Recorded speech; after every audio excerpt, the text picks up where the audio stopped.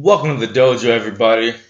I'm your host, Toast, my main man, Tails, and this is a podcast where we talk up and talk shit movies on DVD and Blu-ray. But Tails, what are we drinking tonight? Tonight, I'm drinking a Kentucky Straight bourbon whiskey, handmade with a suspiciously red waxy top. What are you drinking tonight, Toast? Well, that's what you're drinking, and I'm drinking a nice imported Russian vodka. If you're going to enjoy vodka, start with the standard. Straight from the motherland. And after that, we're going to go to the back of the book. I turned this over. Nice, beautiful cover. It's on Blu-ray, because we're legit here. I see a nice gray square and a barcode, some pictures, and some bold yellow lettering. And it says, one of the most wildly entertaining, crowd-pleasing action films since Kill Bill. And that's it. That's it, kids. That's all I got. Weak. So I'm going to need some help from a nice little website called IMDb to kind of give you guys a little more of a ness about the film. And it says as such, Dave Lewitsky is an unnoticed high school student and comic book fan who one day decides to become a superhero, even though he has no powers, training, or meaningful reason to do so. Again, not that impressed with that. So Still kinda slide weak. that over. With that all said, we got the toast in, we got the tails in. Talk to me, baby. Alrighty. I want to start off with Kickass is a fun movie. Fun. It is a fun movie. Fun. First time I watched it, to as many times as I watched it, doesn't get old. Nice action pack. Some good laughs here and there. It's an all around fun movie.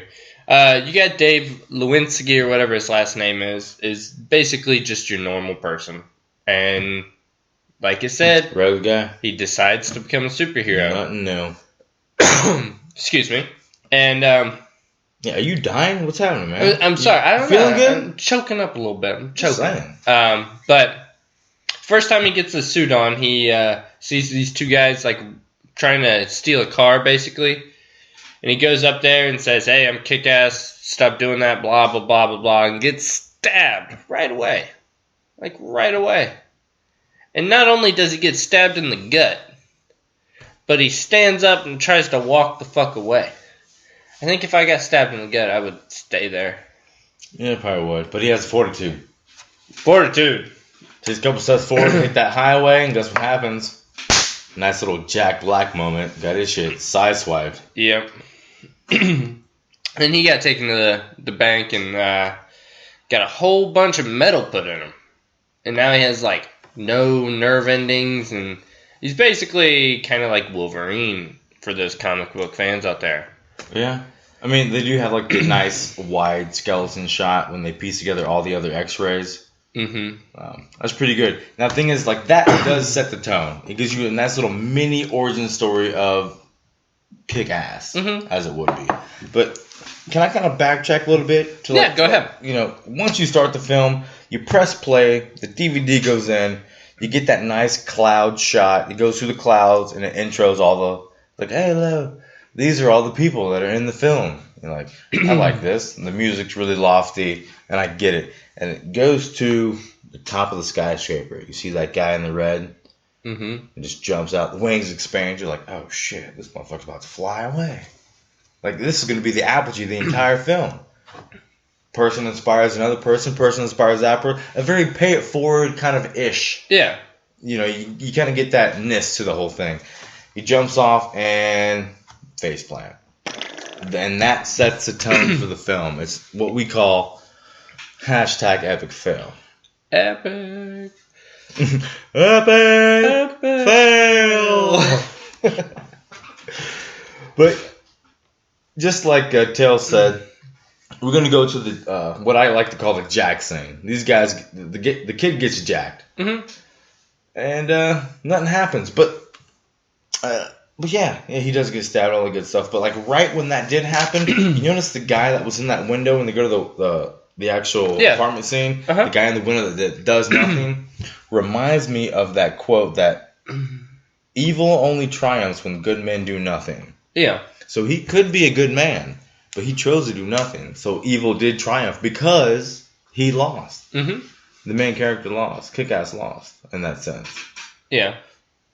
And I want to bring that whole point up a little full circle in about maybe 15 minutes from now. But what else you got from your talents? Because I got one more thing before I kind of go on a mini rant. Yeah. Well, I mean, it's really important to kind of understand that the person, Dave, is as normal as it gets. He is really just a normal Joe. You know what I mean? He's a teenager, getting off the spank bank. The what? Spank bank, whack bank. Spank bank? Spank bank. I don't know. What? Oh, spank bank. You Oh, know, jacking off. Whacking it? Yeah. Oh. Spank bank. Okay, yeah. When I was a kid, I called that the masturbation station. Okay, masturbation station. Whatever. Yeah. But, he's a teenage kid, and fuck it. His mom died, and he just realized that life goes on, and he was tired of it. Yeah, but the thing is, like, when his mom dies, that made me really, like, set in concrete at the fact that this movie was shot in graphic novel mode. Yeah. And I really fucking appreciate that. Because it's a comic book story shot in a comic book mode. Mm-hmm. And I feel that respect from the director and producers and the way it's overall shot pays a homage to why they were able to create the film in the first place. Yeah. I do want to say that I heard a lot of controversy with this film when it first came out. Like what? Green over on yellow? No, the controversy was the batons. fact. The controversy was the fact that there's like an 11-year-old girl slaughtering people. That was the controversy. Hit girl. Now we're getting into Hit Girl. Oh, I could wait for her forever.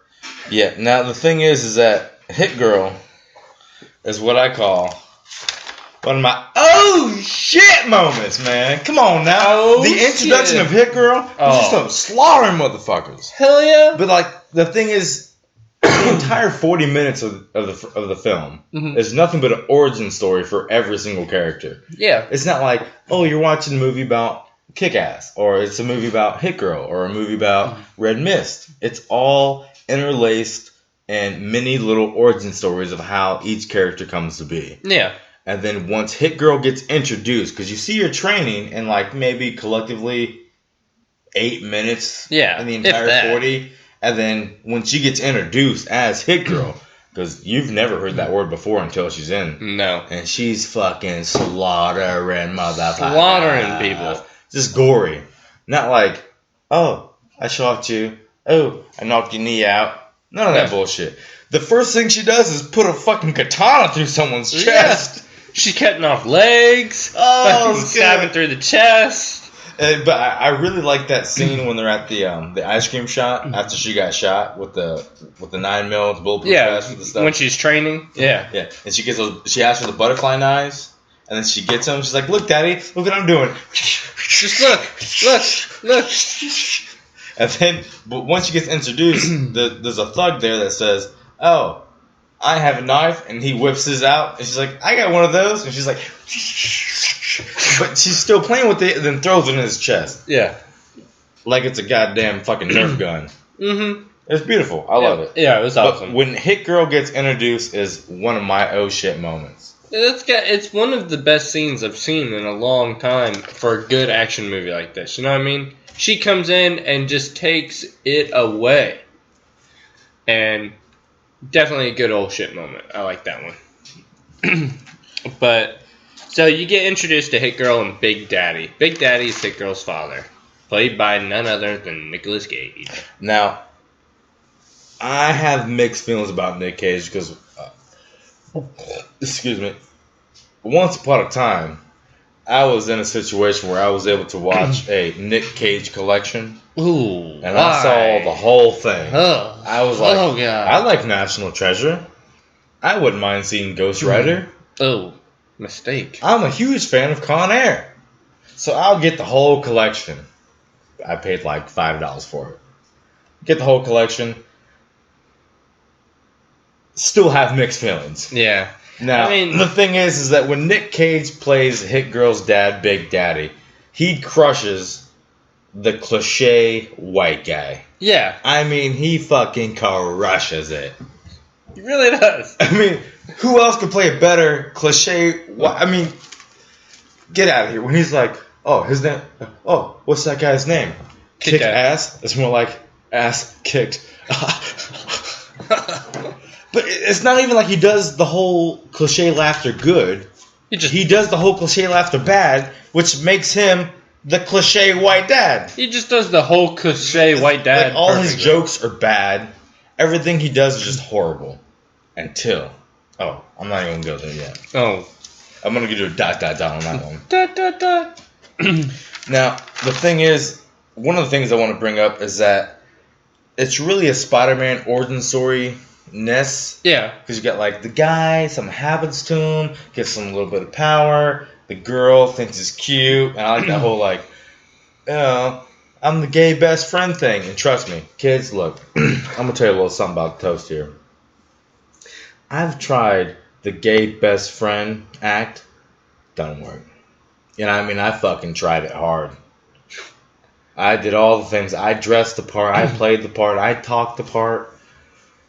And Ojime, it does not work. In the end, they're just confused.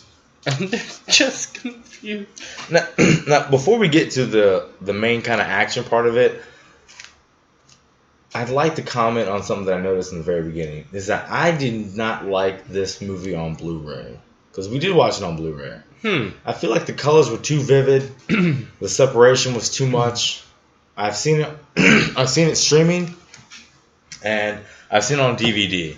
And I liked it on DVD. I liked it on streaming. But when you get that nice, crisp tone of Blu-ray, I feel the separation is a little too much. Tails, what do you got from on that? I don't know. I kind of felt like in this movie the separation was meant to be there. I saw what you were talking about, especially the very first time you get introduced to the head mob guy.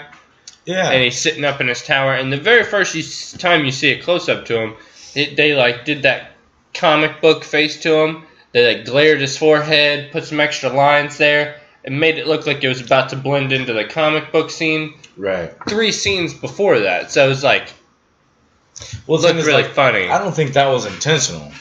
I think they just did the makeup, and then he was supposed to be shot as in a real person, and then it fades into comic book format. Because when you watch it on DVD or on streaming, it looks like a regular dude. Yeah. There's no like exaggerated lines. There's no like, exaggerated scars or anything. And then it just goes to comic book mode. But when you watch it on Blu-ray, it's almost as comic book mode. And then it just goes to comic book mode. I don't know. I've only seen this on Blu-ray. I bought it basically when it came out on Blu-ray. And well, look at you. I kind of liked that. I kind of thought that was okay for this movie because, like you said earlier, it is kind of shot like a comic book graphic novel type. Yeah, but if it's shot in graphic novel comic book type, I don't think the makeup should reflect it. The camera shot should be, you know what I'm saying? Yeah, I see what you mean. I didn't see anything wrong. I enjoyed it. I saw that one little mishap with his face. I thought it looked a little funny at first, and then it fades to comic book a little bit later. I was like, okay, it's all right, but I liked it. I didn't see anything wrong with the colors. But did you pick up that MySpace reference? Yes. I thought that was You talk great. about a dated movie. Yeah. That's only 5 years old. They reference MySpace and not Facebook. It just shows you how fast technology is progressing. I like how he basically is ordering all his stuff off of Amazon too. You know what I mean? He gets like a water suit. Yeah. Batons. He gets a water suit, and the thing is, I'm not gonna go there. All right. About the entire mass construction, I thought it was a little weird. Oh yeah. But I want to go into the mob real quick. They showed some really good scenes of this mob boss of the town and everything. They really build him up to be a badass. He's got all these little minions. They're cutting off people's fingers. They're killing motherfuckers. They're putting people in industrial microwaves. That was great. That was awesome. That scene really accentuates the fact that it's shot in comic book format because there's a man-sized industrial microwave.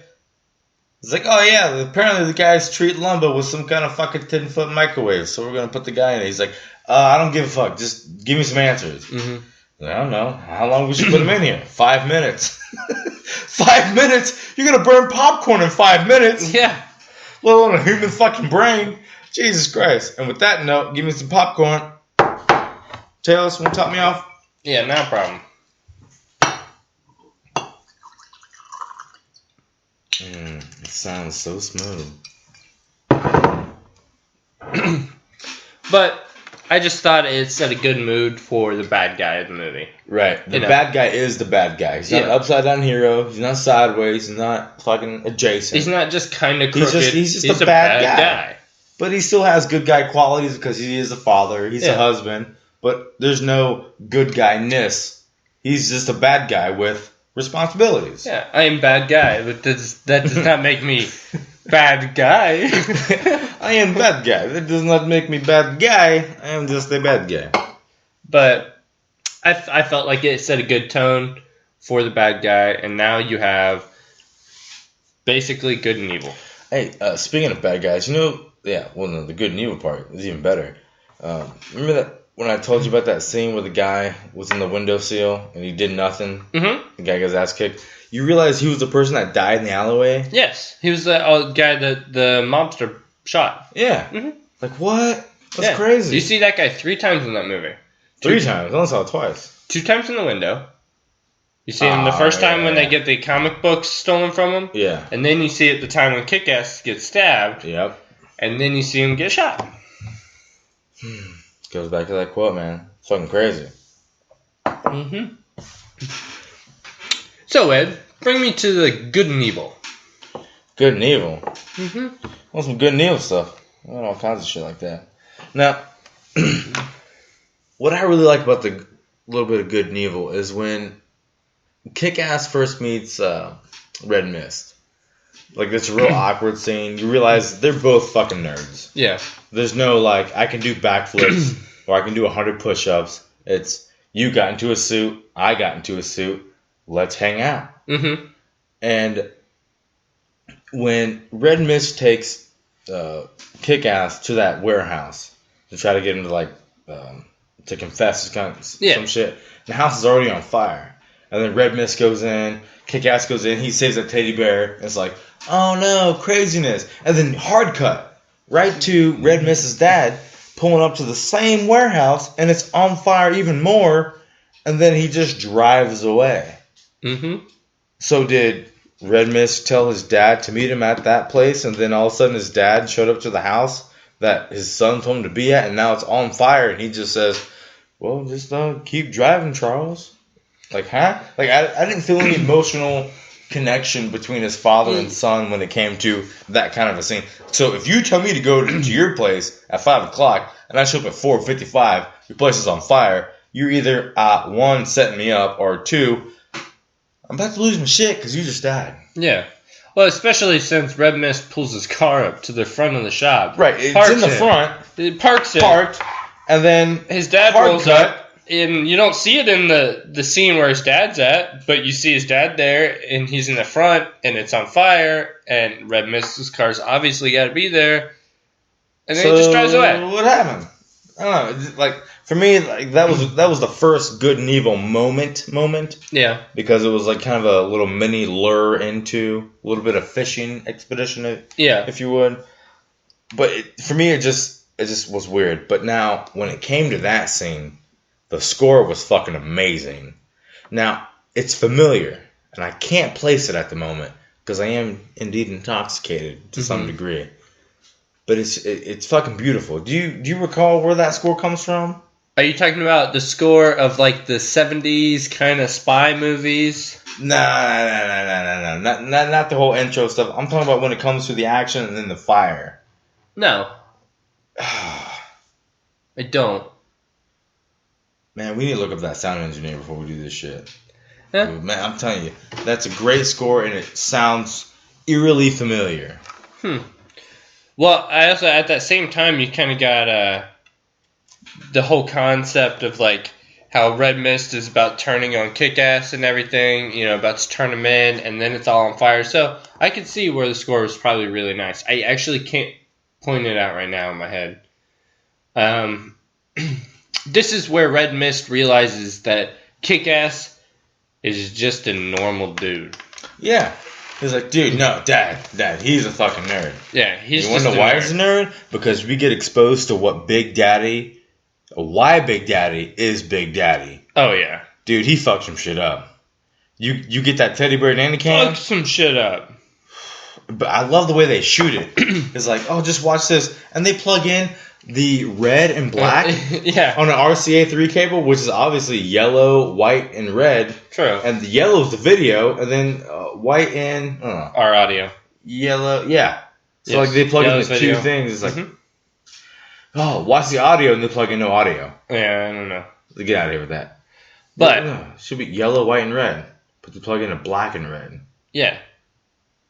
But yellow is video, right? And then red and white are audio left and right. But there's no black. No. So they plugged in a black and red. I don't know. Right. Flaw. Big that Daddy scene to me is too much. But it was that music. That music during that scene is so. I just can't place that music from it because it's so awesome. I almost cried. I almost cried. That means I almost cried. Like, I felt the tear, I told it to stop, and then it didn't stop, but it didn't fall. That's an almost cry. Yeah. But, man, he fucked some shit up. He does. And I love at the end, like, after he's already killed all the people and he's starting to burn it down, his nonchalant, like, forceful throws of those grenades were just like, boom! Boom! He's like shooting these grenades out of his hand like fucking like ninja stars. Yeah, it was great, but he does fuck some shit up. But one of my I have two favorite parts of that little scene where Big Daddy is Big Daddy. When he sets the forklift on fire, and then when he goes to the stairs and he throws that grenade into that room. Mm-hmm. Now it's because he just walks over to that forklift. And then just opens up the gas nozzle because it's a propane-powered forklift. And then you don't see him do anything else but, like, do a little thing. I think he just lit a lighter. And he was like, and then just walked away. And then it exploded, just set on fire. And then walks up the stairs, nice and meanderly, no big deal. He's got some armor on, so he has a little hustle to him. And then sidesteps. No flames, nice, clean, concussion dust, grenade action. Fucking love it. Yeah. Get out of here with that, man. That was definitely a badass. Hey, he does get shot, but he's got armor, and it hits him like toothpicks. He takes out what, 15 motherfuckers? They do actually say the number, but I don't recall. True, it's a lot of motherfuckers. Man, I'm not going to write that down. It's like, wait a minute, pause. Apparently, Big Daddy insane from 55 minutes to an hour and a half. It killed 17 individuals and injured 22. But he takes down quite a bit, and now this is when Kickass basically gives up on being Kickass. Right, which is very interesting because right after he gives up being Kickass is when he gets the most pussy. Gets the pussy. He gets some hot shit, man. Hell yeah, he does. And some hot, crazy shit, too, because she's going to do it in the alley. Right. But she's the kind of girl that fucks for power. It's like, wait a minute, you're pretty cool. Wait a minute, you're not gay. You're Kick-Ass? But you're not really that cute. But wait a minute, you're a superhero. Oh my god, my panties just fell on the ground because gravity just overtook everything that's about me. And there you go. It's like, come on. Yeah. So he gets some hot snatch and gives up on the superhero Which biz. is never a bad thing. No. Hey, you want to be Batman? Wait a minute. What's it going to cost me? Free pussy for the rest of your life? Hang up the cowl. I'm going to get some free pussy for the rest of my life. Yeah, I'm good. And but I do like the way they frame that love interest. Because It's clean, it's crisp, and it's also just cliche. Yeah. Nerd gets the girl. I mean, you can't get any better than that. No. Nerd gets the girl. That's what we all want to see. Not all the time. No. Sometimes we see the good guy get the girl. Sometimes I want to see the bad guy get the girl. But in this case, the nerd got the girl, and that's what I wanted to see in this movie. Mm-hmm. Fit in very well. I like how she basically pepper sprayed him with hairspray. Now, right after the whole love interest scene, the little fuck in the alleyway was pretty awesome, by the way. Mm-hmm. They get set up by Red Mist. Again. Show it to Warehouse B, all that kind of good stuff. I'm not going to get too much into it. Long story short, they get captured, and then they post their shit on YouTube. Live streaming. Everybody gets captured besides Hit Girl. Hit Girl. You want to know why? Because Hit Girl knows what it feels like to take a bullet, and she's wearing a bulletproof vest. True. The fact she's so young, she ain't got no titties, so it's like me getting shot in the chest. Yeah. But you don't. The thing is, what I like about that, you don't see her get up. No. You don't see her be like, oh, I took the bullet. I'll take the bullet out, and I'll get up and I'll know where they are. Yeah. She just like that whole scene is just ambiguity. Because you wanna know why? It's shot like a comic book. Mm-hmm. There's no backstory to every story. Sometimes just shit happens. All of a sudden, what's this? Superman shows up. Shit gets crazy. But the thing is that what I really like about that scene, and I want to see if you agree with me or not on this, is when the black guy cop showed up to Big Daddy's house and he said like, "Oh, you're brainwashing your daughter." It's like, I figured it more of treating it as a game. Mm-hmm. That little phrase right there means a lot once you see that scene where she fucks everyone up. Yeah. It's because it's in game mode. Uh-huh. You see Hit Girl fuck up people in first-person shooter mode, mm-hmm. which I really appreciate. What are your thoughts on that, Tails? I liked it a lot, too, especially because in the background you have Big Daddy yelling out orders. Now, and I thought that was awesome. You talk about business. Yeah. He's lit on fire. On fire. On fire, and he's screaming out her next move. It's too much. And she's That's another almost cry moment. That was a good one. I almost cried on that one, too. That was a good one. But yes, the video game mode, I definitely liked it. Hey, girl, my right flag. And she's like, huh? What? And then all of a sudden, Click. Bam, bam. Yeah. Oh, get out of here with that. With the slow-mo strobe cam. Pin drop. What I really liked about the little game shot where you see in first-person mode is she's holding a pistol and she's got her knife. Yeah. And she's got her knife right under. What was that? Resident Evil. And what's the other one? With the white guy with the gray hair in the end. Metal Gear Solid? Yeah, that's it. Metal Gear Solid. So yeah. Yeah. Guns of Liberty is what I was going to say. Yeah. Hey, before we continue, let me get a little clingy tinky action, man. Alrighty.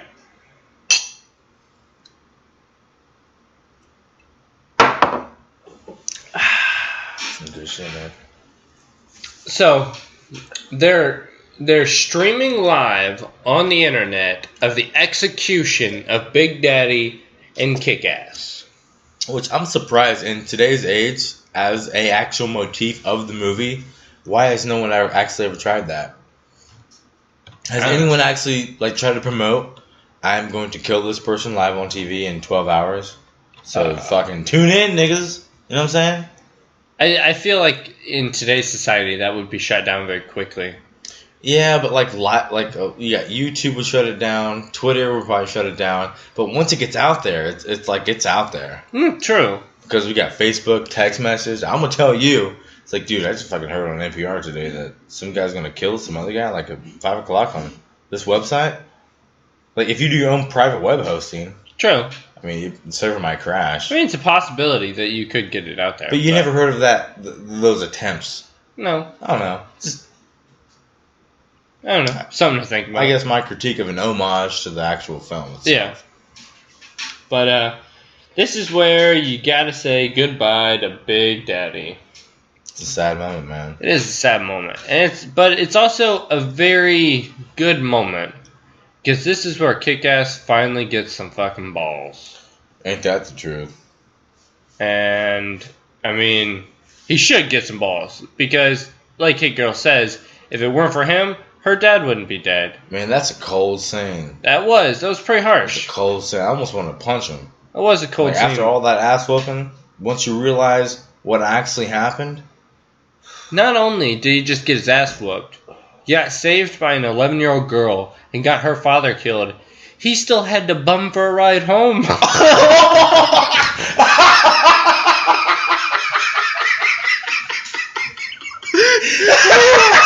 Because he can't drive yet.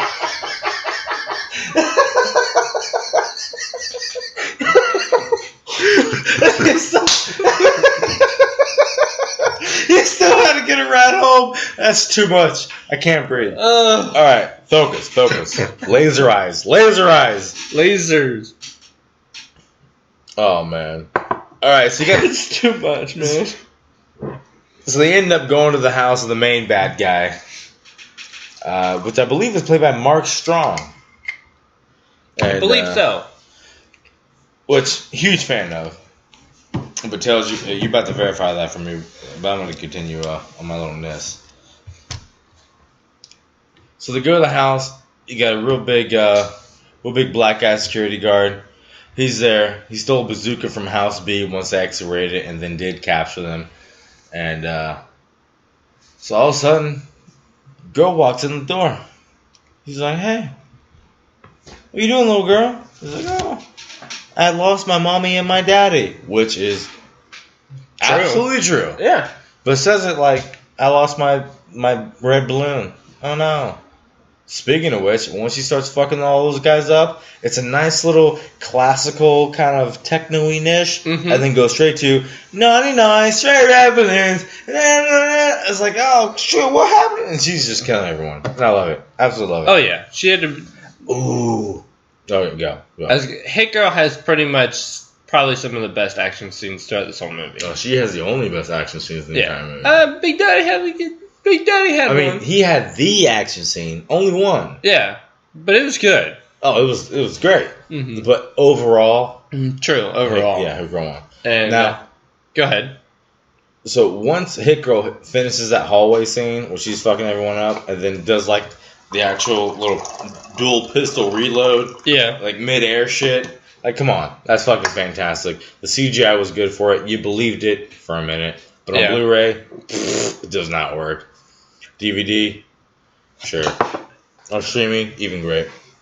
Now, that last guy she gets to and she runs out of bullets, and then just walks away for something, I feel like I wanted, like, this is my wish for, if you would. Alright. My wish for in the entire movie is that when she looked upon that guy and had no bullets, I wanted to see a fucking face stomp.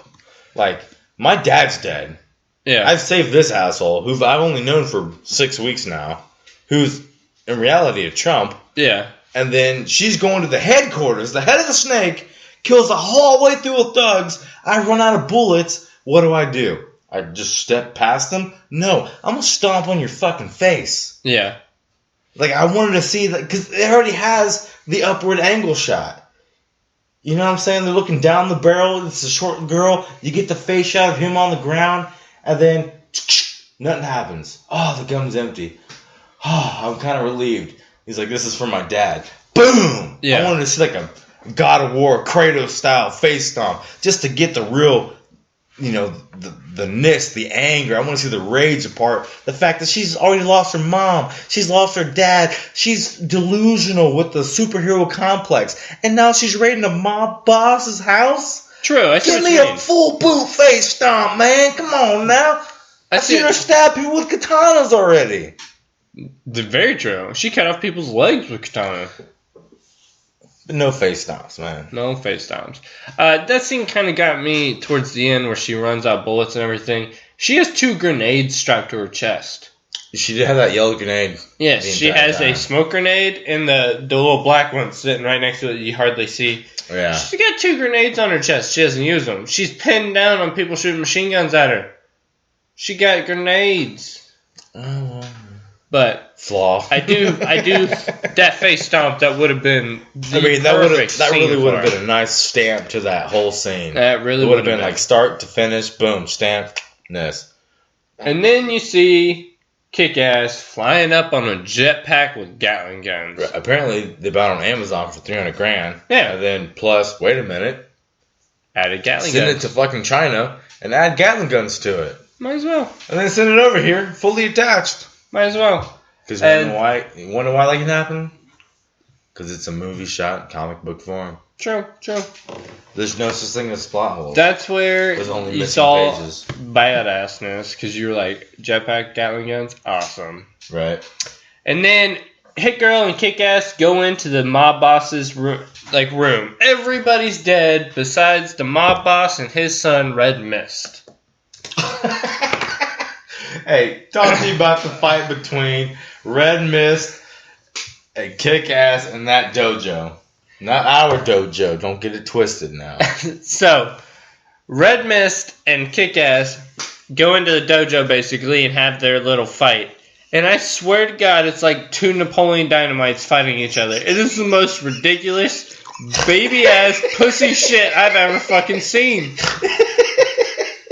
It's like I'm hitting you with uncooked noodles, and you're hitting me with, I don't know, a banana. And Kickass still has a jetpack on his back for some reason. Yeah, and he's like blocking shit with, like, come on. It was like, all right, guys, here's 2 sticks.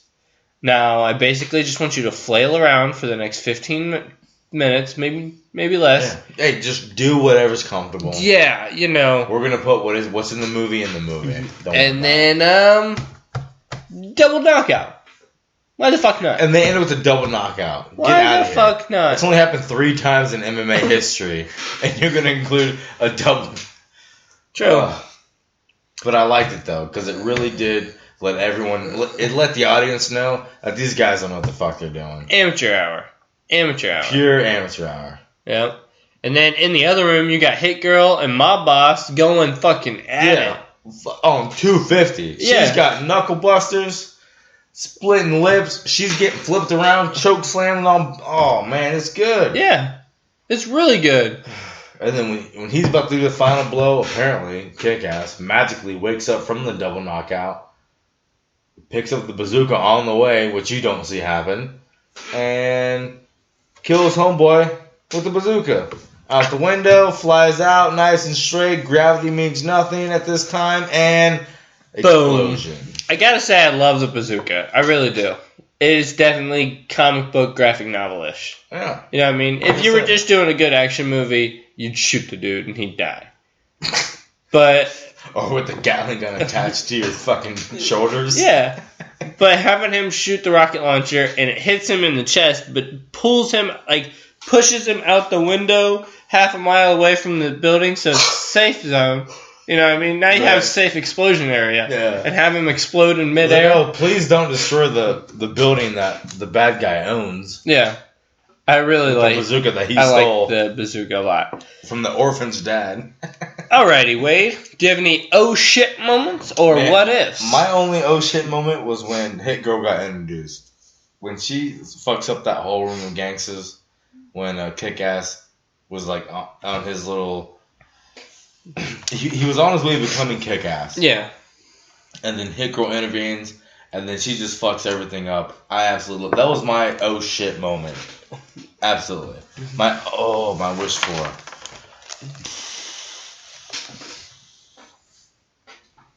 I already said it. I just thought about it. My only wish for was that face stomp at the end of that hallway scene, man. Yeah.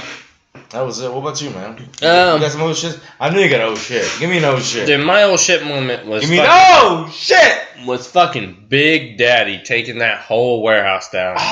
That fucking scene, it still blows my mind. It was so good. So well executed.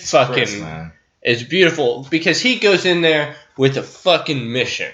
Purpose. It's not like he just fucking walks in and goes, oh, look at all these mobs. Right. No, he fucking goes in, and I swear to God, he just followed a layout. He just went, boom, boom, boom, fuck her up, bam, boom, fucking, boom, everything done. And then he was done. I love it. Then he was like, all right, there's 20 dead, house is on fire, And mission GTFO. accomplished. Now, one of the things I did like about that scene is that you really get the ness of Batman, but you really understand the costume of Night Owl from Watchmen. It's a nice blend between Night Owl and Batman, which makes Big Daddy. Yeah. And I like that. I'm surprised Big Daddy's not like a huge Halloween costume. You'd think it would be. It's like everyone's Batman, everyone's Princess Leia, a mummy. Well, you gotta realize that this Wonder Woman. This movie's not very friendly to like children, and children. Yeah, I'm talking about people like our age. Like why don't people our age dress up like Big Daddy? Yeah, I don't know. Like in college, like Big Daddy should be like the biggest thing there. I know. want to be Batman. No, I want to be Big Daddy. Batman's Batman. No one else is Batman. Everyone can be Big Daddy. True. I don't know. I don't see it getting very popular. Maybe we should bring it back. Just trying. I want to see them available. Wish fors though. That's my only wish for. What's yours? I want that face stomp so bad. I don't know. I kind of wish for Kickass to be a little bit more. More character development. Yeah, Completely agree. I like the concept of how he's basically a shitty kid. Yeah. You know, he's a normal kid, and he can't crime fight. You know, he can't do any of that. And he tries and fails. But I kind of feel like once he got stabbed and got back into the ring, he was doing those sit-ups, and he said, you know, you can't just give up. Yeah. Just because. Nice little mini Rocky moment. Yeah. But I kind of wanted that to be a little bit better. You know what I mean? Just him do a lot more sit-ups. You know, make that jump that he tried. Across the building. Something, you know what I mean? That hit girl made, and he skipped out on. Yeah. It just seemed like he was way too weak. And maybe in Kick-Ass 2, he's a little bit better. I don't know. Haven't seen it yet. But, you know, they kind of... Hit girl sees him, and she goes, he's kind of not bad. He's fucking horrible. He's horrible. It's not he's kind of not bad. She might have said that because he's wearing a mask. More like ass kick. And so I don't know. I kind of wished for Kick-Ass to have a little bit more ness to him.